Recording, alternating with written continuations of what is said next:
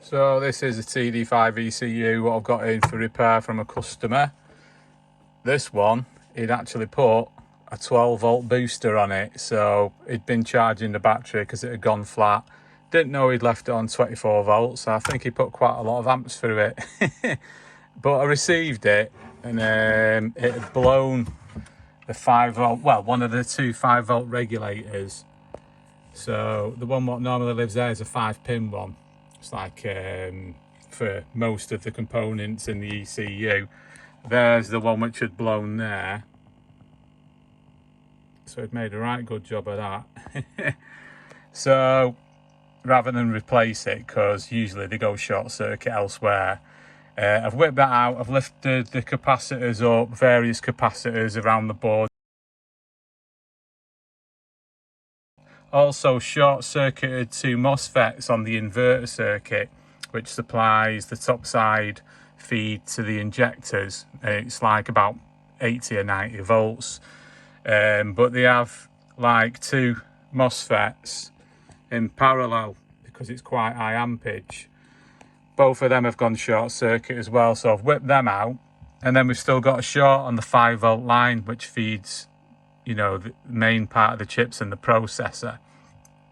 So to find out where the short is, it's really difficult, yeah, because on the underside of the board you've got loads of tiny, see there's the 5-volt feed there, but there's loads of surface mount capacitors along that line. So you've got like one there, and then you follow it down, one there, one there, one there, one there, loads of them, and they're all bridged to earth.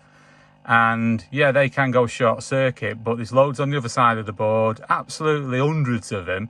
So rather than taking all them out, what I tend to do is I've got my power supply there and I can feed it just a little bit of amperage. So I've got that set on 5 volts. You can't see it yet because the current isn't turned up.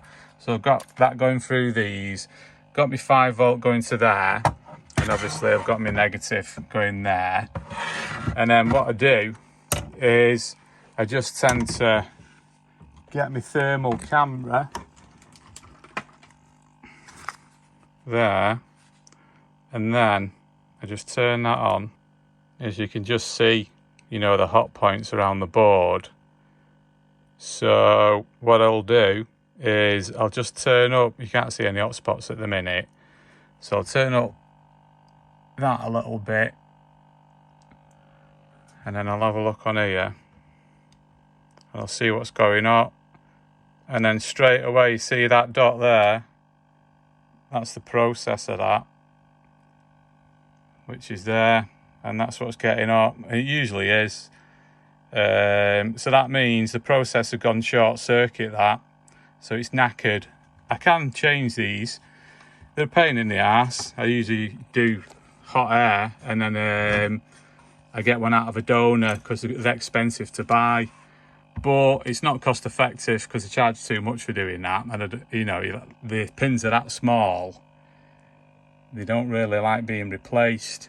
But that's how I diagnose them anyway, to find out if it's a processor. If it's the processor, I don't tend to repair them. If it's just all the other components, I'll repair them for the customer. So that is how I do it.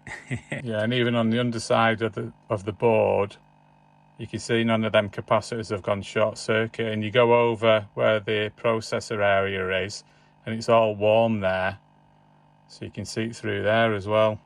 And then I just wander around the rest of the board, let it settle in the camera, and you can see that's just the dominant spot there, which is all showing as heat right in the center of the processor. Knackered, mate. And it's drawing 3/4 of an amp and the voltage isn't even going up. So I mean, it can easily only go up towards an amp, because anything more than that you're going to start making magic smoke, aren't you? So I'll just creep it up from like 200 milliamp, and then if I can't see anything, I just creep it up a little bit on the power supply current, and then just keep the voltage at 5 volts. But yeah, it's a no-goer. But if it was one of my ECUs and he had a spare processor, then I would swap it out. Yeah, so like I say, that 5-pin one, that's the 5-volt supply for the chips on the board. And this is also a 5-volt regulator, a 3-pin one. And that's the capacitor for that one. And that one's solely for the throttle pedal supply, that.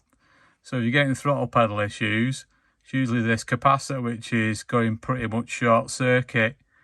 But it can do that regulator in as well. And then that one next to it, that's just for your main relay supply, that one.